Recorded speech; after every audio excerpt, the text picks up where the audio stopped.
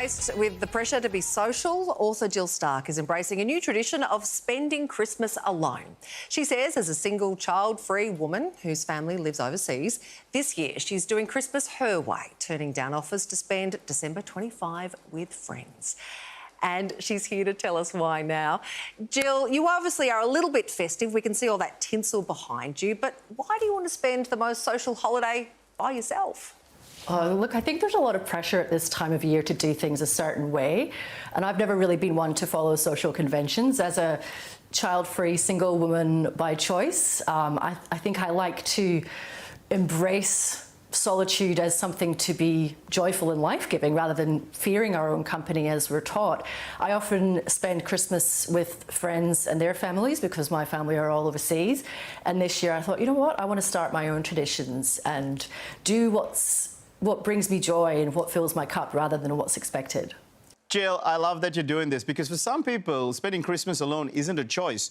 Do we put too much pressure on people to be social for Christmas? Yeah, absolutely we do. It's sort of the hallmark Christmas where we have this vision of togetherness foisted upon us when we know that the reality is that people are screaming at each other in their kitchens and it's not always the blissful picture that we're painted. And also I don't think that being with other people necessarily insulates you from loneliness.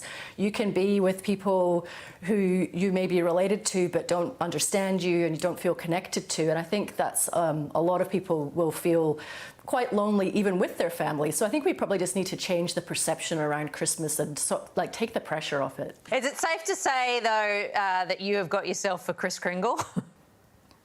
Yeah, it's just sitting across from me on a kitchen table. There is a table full of Christmas presents that I have bought for myself, so I can be guaranteed that I will not be disappointed when I open them.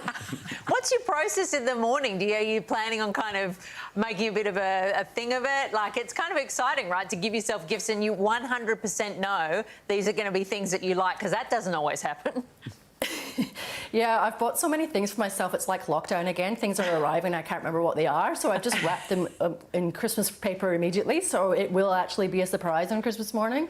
But I plan to take myself out for a walk, go somewhere in nature, probably watch some really trash TV. I will obviously speak to my family who are mostly in Scotland and Singapore. But I just plan to do whatever I want to do. I've been doing New Year's Eve alone for the last few years and dating myself. And that has been absolutely glorious. So this is my first time doing Christmas alone. I'm going away with friends for New Year's, so this was my chance to carve out Christmas Day just for myself. So I'm looking forward to it. Sorry, Jill, did you say you're dating yourself? I date myself on New Year's Eve, that's right, Hamish. Okay. So how does that work at midnight? Well, I'm normally in bed before midnight, to be honest. Yes. Because that's... A woman after my own heart. You are speaking my language, Jill, I can't tell you. There's nothing better than getting up at 6 o'clock in the morning on New Year's Day and watching all the people coming home from nightclubs as you go for a run. That is my joy. Yeah, absolutely. I realised a few years ago that New Year's Eve was a night of pressure and expectation and like crazy busyness, and I didn't really enjoy it. So I thought, oh, I wish I could just stay home. And then I realised I could. There was nothing stopping me. It's just another day. So I stay home and eat cheese and watch my favourite movies and light a candle and date myself and dance around my kitchen. It's wonderful. Jill, Merry Christmas. Enjoy it. And to you. Thanks so much.